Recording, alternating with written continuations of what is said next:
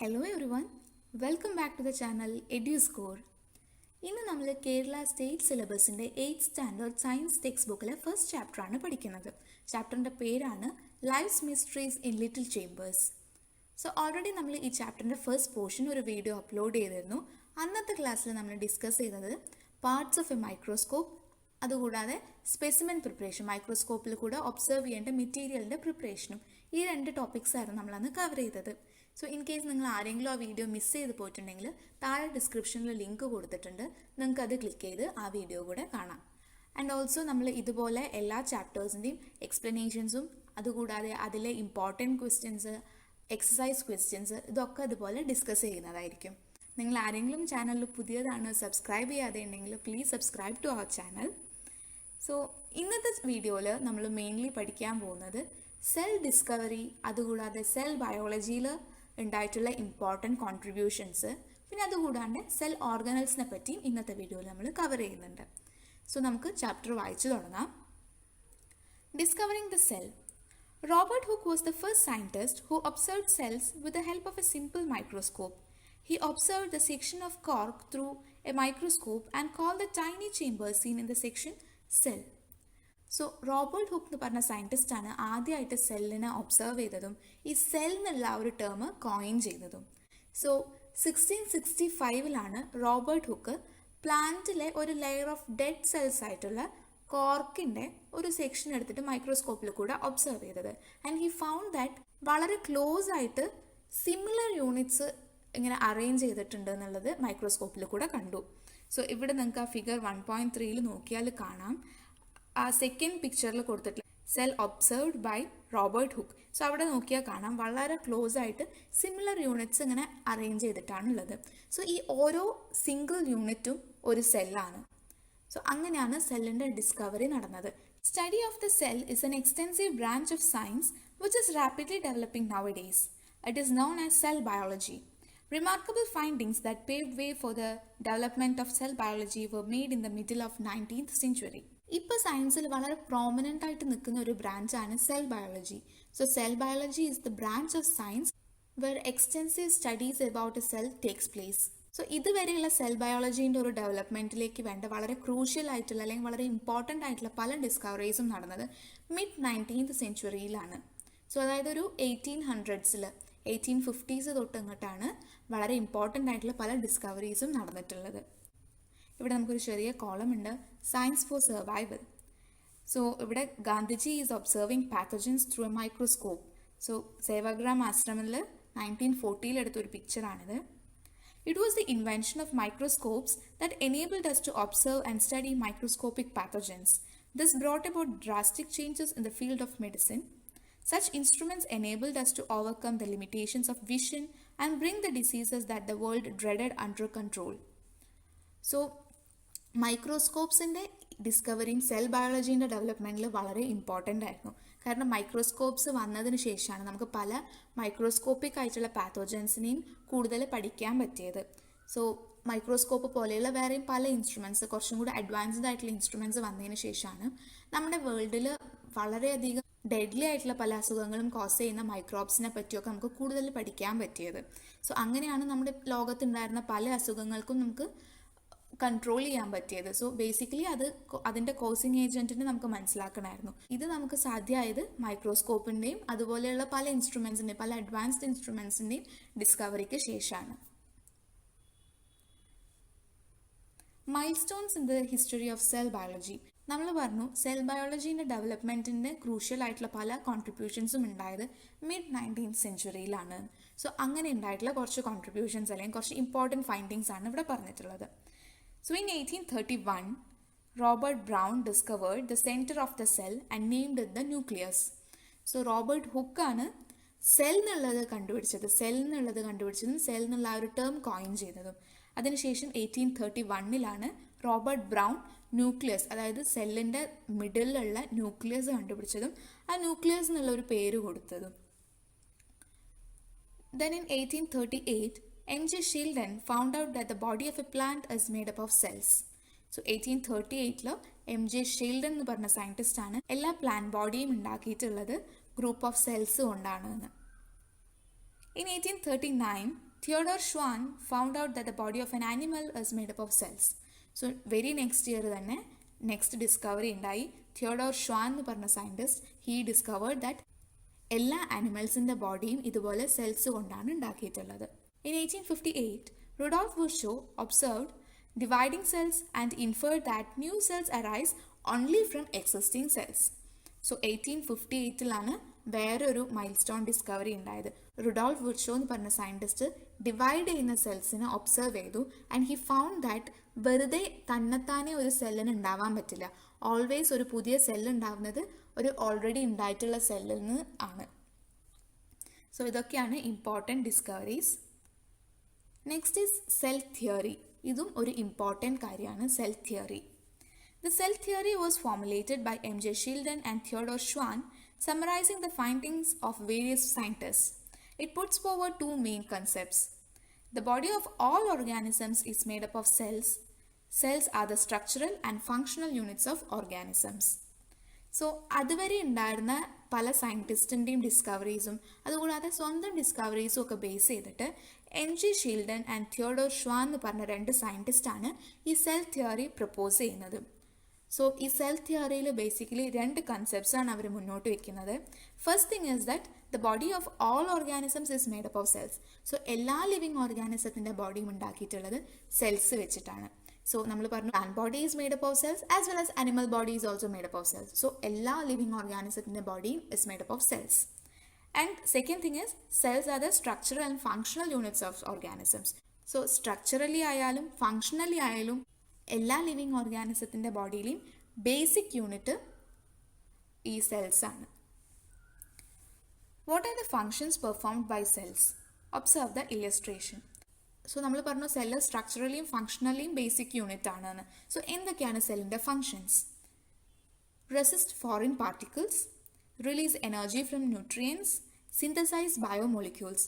So ഈ 3 പോയിൻ്റാണ് നമ്മൾ ഓർത്ത് വെക്കേണ്ടത്. ഒരു സെല്ലിൻ്റെ ഫംഗ്ഷൻ ചോദിച്ചു കഴിഞ്ഞാൽ നമ്മൾ പറയേണ്ടതാണ് ഇത് മൂന്നും. Cells can resist foreign particles, it can release energy from nutrients, it can synthesize biomolecules. So ഇതിനൊക്കെ സെല്ലിൻ്റെ അകത്ത് ഒരുപാട് സെൽ ഓർഗനൽസ് ഉണ്ട്. സെല്ലിൻ്റെ അകത്ത് തന്നെ കുറേ കുഞ്ഞു കുഞ്ഞു പാർട്സ് ഉണ്ട്. സോ ഈച്ച് പാർട്ട് അല്ലെങ്കിൽ ഈച്ച് ഓർഗനലിനും ഒരു സ്പെസിഫിക് ഫംഗ്ഷൻ ഉണ്ട്. അങ്ങനെ ഇൻ ടോട്ടൽ നമുക്ക് പറയാം സെല്ലിൻ്റെ ഫങ്ഷൻസ് ആണ് ഈ പറഞ്ഞതൊക്കെ. The structure of a cell is complex enough to perform all these functions. There are specific parts to perform each physiological function inside the cell. So നമ്മൾ പറഞ്ഞു സെല്ലിൻ്റെ internally it is very complex. കാരണം കുറേ cell organelles ഉണ്ട്, അതായത് different parts ഉണ്ട് സെല്ലിൻ്റെ അകത്തും. സോ ഇതിൽ ഓരോ പാർട്ടും ഓരോ ഫിസിയോളജിക്കൽ ഫങ്ഷൻസ് ആണ് പെർഫോം ചെയ്യുന്നത്. നമ്മളിനി സെൽ ഓർഗനൽസിനെ പറ്റി പഠിക്കുമ്പോൾ ആ ഓരോ ഓർഗനലും അതിൻ്റെ ഫങ്ഷൻ എന്താണെന്നുള്ളത് നമ്മൾ പഠിക്കും. Observe the different parts of a plant cell. So ഇവിടെ ഫിഗർ 1.4 തന്നിട്ടുള്ളത് ഒരു പ്ലാന്റ് സെല്ലാണ്. ഇതൊക്കെയാണ് ഒരു പ്ലാന്റ് സെല്ലിൻ്റെ ഡിഫറെൻറ്റ് പാർട്സ്. എന്തൊക്കെയാണ്? There is a nucleus, cell membrane, ribosome, endoplasmic reticulum, cytoplasm, chloroplast, Golgi complex, vacuole, mitochondrion, cell wall. So ഇതൊക്കെയാണ് ഒരു സെല്ലിൻ്റെ, ഒരു പ്ലാന്റ് സെല്ലിൻ്റെ different parts. You are already familiar with the cell wall, the cell membrane or the plasma membrane, the cytoplasm, the nucleus, etc. What are the other parts you observed in the figure? List them. So already സെല്ലിൻ്റെ ചില parts ഒക്കെ നമ്മൾ മുമ്പ് പഠിച്ചിട്ടുണ്ട്. Cell wall, cell membrane, cytoplasm, nucleus, ഇതൊന്നും അല്ലാണ്ട് സെല്ലിൻ്റെ വേറെ കുറച്ച് പാർട്സ് നമ്മളിപ്പോൾ മേലത്തെ ഫിഗറിൽ കണ്ടു. സോ ഏതൊക്കെയാണ് അത് എന്നാണ് താഴെ എഴുതാൻ പറഞ്ഞിട്ടുള്ളത്. Protoplasm and cytoplasm. All substances inside the cell membrane constitute the protoplasm. Cytoplasm is the part of the protoplasm excluding the nucleus. All factors required for life activities are present in the cytoplasm. Cell organelles are the specific parts seen in the cytoplasm to perform physiological functions. So നമ്മുടെ സെല്ലിൻ്റെ അകത്ത് കാണുന്ന എല്ലാ സബ്സ്റ്റൻസസും, അതായത് cell wall ഉണ്ട്, അതിനുശേഷം cell membrane ഉണ്ട്. Cell മെംബ്രെയിൻ്റെ അകത്ത് കാണുന്ന എല്ലാ കാര്യങ്ങളും ഇൻക്ലൂഡഡ് ആയിട്ടുള്ളതിനെയാണ് നമ്മൾ പ്രോട്ടോപ്ലാസം എന്ന് പറയുന്നത്. So protoplasm includes all substances inside the cell membrane. Next is cytoplasm. Cytoplasm എന്ന് പറഞ്ഞാൽ it's the entire protoplasm except the nucleus. So nucleus ഒഴികെയുള്ള എൻറ്റയർ പ്രോട്ടോപ്ലാസത്തിനെ, അതായത് ന്യൂക്ലിയസ് ഒഴികെ സെൽ മെംബ്രെയിൻ്റെ അകത്ത് വരുന്ന എല്ലാ പാർട്സിനെയും കൂടെ പറയുന്നതാണ് സൈറ്റോപ്ലാസം. ഈ സൈറ്റോപ്ലാസത്തിലാണ് നമ്മുടെ ലൈഫ് ആക്ടിവിറ്റീസിന് വേണ്ട എല്ലാ കാര്യങ്ങളും ഉള്ളത്. സോ നമ്മൾ സെല്ലിൻ്റെ ചില ബേസിക് ഫങ്ഷൻസ് ഒക്കെ പറഞ്ഞിരുന്നു. അവിടെ നമ്മൾ പറഞ്ഞിരുന്നു സെല്ലിൻ്റെ ഓരോ പാർട്സാണ് ഈ ഓരോ ഫങ്ഷൻസ് പെർഫോം ചെയ്യുന്നത്. സോ ഈ സെല്ലിൻ്റെ ഓരോ പാർട്സിനെയാണ് നമ്മൾ സെൽ ഓർഗനൽസ് എന്ന് വിളിക്കുന്നത്. സോ സൈറ്റോപ്ലാസത്തിൽ കാണുന്ന സെല്ലിൻ്റെ different parts which can perform a particular physiological function. So അങ്ങനെയുള്ള പാർട്സിനെയാണ്, സെല്ലിൻ്റെ പാർട്സിനെയാണ് നമ്മൾ സെൽ ഓർഗനൽസ് എന്ന് വിളിക്കുന്നത്. Read the following information to know more about each cell organelle. So നമുക്ക് ഓരോ സെൽ ഓർഗനലിനെ പറ്റിയും ഇനി കുറച്ച് കൂടുതലായിട്ട് പഠിക്കാം. നമ്മൾ സെല്ലിൻ്റെ ആ പിക്ചർ കണ്ടപ്പം കുറേ സെൽ ഓർഗനൽസിനെ കണ്ടിരുന്നു. Mitochondrion, Golgi apparatus, vacuole, endoplasmic reticulum, chloroplast, അങ്ങനെ കുറേ പാർട്സ് കണ്ടിരുന്നു. സോ അതിൽ കുറച്ചാണ് നമ്മളിപ്പം പഠിക്കാൻ പോകുന്നത്. First one is mitochondrion. ഇവിടെ പിക്ചർ തന്നിട്ടുണ്ട്. Power house of the cell helps in production and storage of energy. Abundantly seen in the cells of liver, brain and muscles where energy requirement is high. So mitochondrian function എന്താണ്? Mitochondrian function is to produce and store energy. So ഈ energy storage നടക്കുന്നത് കൊണ്ട് തന്നെ ഈ ഓർഗനലിനെയാണ് നമ്മൾ power house of the cell എന്ന് പറയുന്നത്. നമ്മുടെ സെല്ല് നമ്മൾ പറഞ്ഞു ഒരുപാട് ഫങ്ഷൻസ് പെർഫോം ചെയ്യുന്നുണ്ട്. സോ ഈ എല്ലാ കാര്യങ്ങളും ചെയ്യാൻ സെല്ലിന് എനർജി വേണം. ഈ എനർജി ഒക്കെ സ്റ്റോർ ചെയ്യുന്നത് ഈ മൈറ്റോകോൺഡ്രിയയിലാണ്. സോ എന്ത് ഫോമിലാണ് എനർജി കിട്ടുന്നത്? Energy is provided in the form of ATP, adenosine triphosphate എന്ന് പറഞ്ഞ ഒരു കെമിക്കൽ കോമ്പൗണ്ടിൻ്റെ ഫോമിലാണ് എനർജി പ്രൊവൈഡ് ചെയ്യുന്നത്. ATP എന്ന് പറഞ്ഞാൽ ഇറ്റ്സ് എനർജി റിച്ച് മോളിക്യൂൾ. ഈ ATP ബ്രേക്ക് ഡൗൺ ചെയ്യുമ്പം റിലീസ് ചെയ്യുന്ന എനർജി വെച്ചിട്ടാണ് സെല്ലിലെ എല്ലാ കാര്യങ്ങളും, എല്ലാ ഫങ്ഷൻസും നടക്കുന്നത്. സോ ഈ ATP പ്രൊഡ്യൂസ് ചെയ്ത് സ്റ്റോർ ചെയ്ത് വെക്കുന്ന സ്ഥലമാണ് മൈറ്റോകോൺഡ്രിയൻ. അതുകൊണ്ട് തന്നെ മൈറ്റോകോൺഡ്രിയനെ വിളിക്കുന്ന പേരാണ് power house of the cell. ATPനെ വിളിക്കുന്ന പേരാണ് energy currency of the cell. So ഇതൊരു ആഡഡ് ഇൻഫർമേഷൻ ആയിട്ട് നിങ്ങൾ ഓർത്ത് വെക്കുക. പക്ഷേ കൂടുതലായിട്ട് നിങ്ങൾ ഫോക്കസ് ചെയ്യുന്നത് മൈറ്റോകോൺഡ്രിയനെ പറ്റിയാണ്. Mitochondrion is known as the power house of the cell. അപ്പോൾ എവിടെയാണ് മൈറ്റോകോൺഡ്രിയൻ കൂടുതലായിട്ട് കാണുന്നത്? എനർജി റിക്വയർമെൻറ്റ് കൂടുതലായിട്ടുള്ള സ്ഥലങ്ങളിൽ, കൂടുതൽ എനർജി ആവശ്യമായിട്ടുള്ള സ്ഥലങ്ങളിലാണ്. അങ്ങനെയുള്ള സെൽസാണ് ലിവർ, ബ്രെയിൻ, മസിൽസ് ഒക്കെ. സോ ഇവിടെയൊക്കെയാണ് മൈറ്റോകോൺഡ്രിയൻ കുറച്ച് കൂടുതലായിട്ട് കാണുന്നത്. Next is endoplasmic reticulum. The passage in the cell. Conduction of materials inside the cell takes place through this organelle, also known as cytoskeleton, as it provides firmness and shape to the cell. So ഈ പിക്ചറിൽ കാണിച്ചിട്ടുള്ള പോലെ flattened ആയിട്ടുള്ള ഒരു sac like സ്ട്രക്ചറാണ് endoplasmic റെറ്റിക്കുലത്തിന്. ഇതിൻ്റെ major ഫങ്ഷനാണ് ഇതൊരു passage ആയിട്ടാണ് act ചെയ്യുന്നത്. അതായത് പ്രോട്ടീൻ, അതുപോലെ ലിപ്പിഡ്, ഇങ്ങനെയുള്ളൊക്കെ കോമ്പൗണ്ട്സിൻ്റെ സിന്തസിസും അതിൻ്റെ ഒരു ട്രാൻസ്പോർട്ടും ഒക്കെയാണ്, അല്ലെങ്കിൽ അങ്ങനെയുള്ള മെറ്റീരിയൽസിൻ്റെ ഒക്കെ ഒരു പാസേജ് ആയിട്ടാണ് എൻഡോപ്ലാസ്മിക് റെറ്റിക്കുലം ആക്ട് ചെയ്യുന്നത്. ഇത് കൂടാതെ എൻഡോപ്ലാസ്മിക് റെറ്റിക്കുലത്തിനെ സൈറ്റോസ്കെലട്ടൺ എന്നും കൂടെ വിളിക്കും. ഇറ്റ്സ് ബിക്കോസ് ഇതാണ് സെല്ലിന് അതിൻ്റെ ആ ഒരു റിജിഡിറ്റിയും അല്ലെങ്കിൽ ആ ഒരു ഷേപ്പ് കൊടുക്കുന്നത് ഈ എൻഡോപ്ലാസ്മിക് റെറ്റിക്കുലമാണ്. Next is ribosome, centre of protein synthesis in the cell, seen either attached to the endoplasmic reticulum or free in the cytoplasm. ഈ റൈബോസോമിൽ വെച്ചിട്ടാണ് പ്രോട്ടീൻ സിന്തസിസ് നടക്കുന്നത്. സോ റൈബോസോമിന്റെ മെയിൻ ഫംഗ്ഷൻ ആണ് പ്രോട്ടീൻ സിന്തസിസ്. ഇനി ഈ ribosome can be seen either attached with the endoplasmic reticulum അല്ലെങ്കിൽ സൈറ്റോപ്ലാസത്തിൽ free ആയിട്ട് കാണാം. So ഇനി എൻഡോപ്ലാസ്മിക് റെറ്റിക്കുലത്തിലേക്ക് അറ്റാച്ച് ചെയ്തിട്ടാണ് കാണുന്നതെങ്കിൽ അങ്ങനെയുള്ള എൻഡോപ്ലാസ്മിക് റെറ്റിക്കുലത്തിന് നമ്മൾ റഫ് എൻഡോപ്ലാസ്മിക് റെറ്റിക്കുലം എന്ന് പറയും. സോ റൈബോസോം അറ്റാച്ച് ചെയ്തിട്ടുള്ള എൻഡോപ്ലാസ്മിക് റെറ്റിക്കുലം ആണെങ്കിൽ റഫ് എൻഡോപ്ലാസ്മിക് റെറ്റിക്കുലം, അല്ലാത്ത എൻഡോപ്ലാസ്മിക് റെറ്റിക്കുലത്തിന് നമ്മൾ സ്മൂത്ത് എൻഡോപ്ലാസ്മിക് റെറ്റിക്കുലം എന്ന് പറയും. സോ ഈ റഫ് എൻഡോപ്ലാസ്മിക് റെറ്റിക്കുലത്തിൽ വെച്ചിട്ട് കൂടുതലായിട്ടും പ്രോട്ടീൻ സിന്തസിസ് ആണ് നടക്കുക. അതേസമയം സ്മൂത്ത് എൻഡോപ്ലാസ്മിക് റെറ്റിക്കുലത്തിലാണ് ലിപ്പിഡ് സിന്തസിസും അതിൻ്റെ ട്രാൻസ്പോർട്ടും ഒക്കെ നടക്കുന്നത്. ഇനി ഈ പിക്ചർ നോക്കിയാൽ കാണാം റൈബോസോമിന് സ്ട്രക്ചറലി 2 യൂണിറ്റ്സ് ആണ് ഉണ്ടാവുക. ഒരു വലിയ യൂണിറ്റും ഒരു ലാർജർ സബ് യൂണിറ്റും ഒരു സ്മോളർ സബ് യൂണിറ്റും. Okay, next is vacuole. Covered by a characteristic membrane called tonoplast, stores water, salts, excretory materials, etc.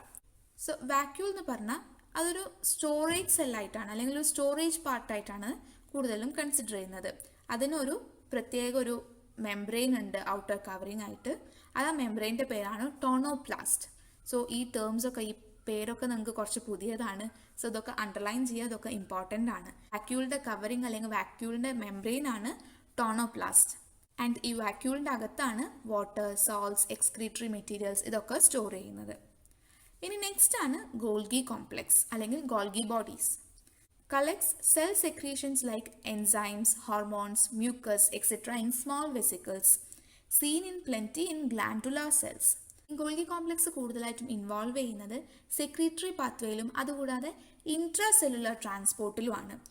ഇവിടെ പറഞ്ഞിട്ടുള്ള ഈ എൻസൈംസ്, ഹോർമോൺസ്, മ്യൂക്കസ് ഇതിനെയൊക്കെ ചെറിയ ചെറിയ വെസിക്കിൾസിലേക്ക് കളക്ട് ചെയ്യുന്നതാണ് ഈ ഗോൾഗി കോംപ്ലെക്സിൻ്റെ ഫങ്ഷൻ. അതായത് അതിൻ്റെയൊക്കെ സെക്രീഷൻ, അതുപോലെ തന്നെ അതിൻ്റെയൊക്കെ ഇൻട്രാ സെല്ലുലാർ ട്രാൻസ്പോർട്ട്, അതായത് സെല്ലിൻ്റെ അകത്ത് തന്നെ ഇതിൻ്റെ ട്രാൻസ്പോർട്ട്, ഇതാണ് ഗോൾഗി കോംപ്ലെക്സിൻ്റെ ഫങ്ഷൻ.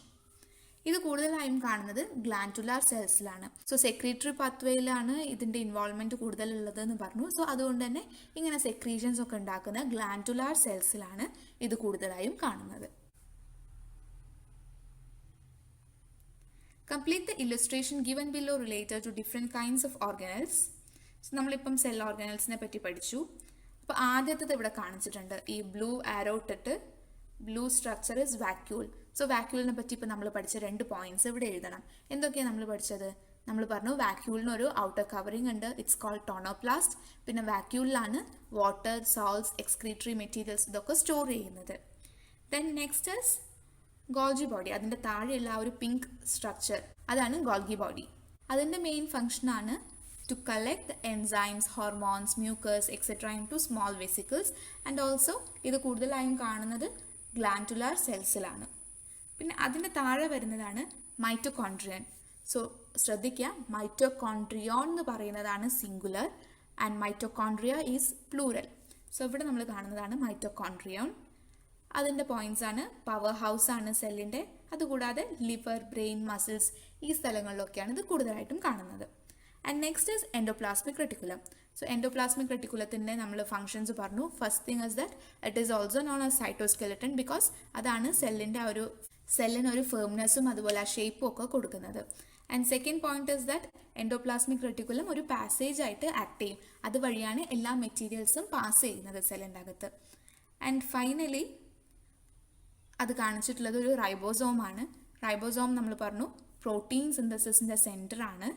പിന്നെ ഇത് എയ്തർ എൻഡോപ്ലാസ്മിക് റെട്ടിക്കുലത്തിനോട് അസോസിയേറ്റ് ചെയ്തിട്ടായിരിക്കും കാണുക, അല്ലെങ്കിൽ സൈറ്റോപ്ലാസത്തിൽ ഫ്രീ ആയിട്ടായിരിക്കും ഉണ്ടാവുക.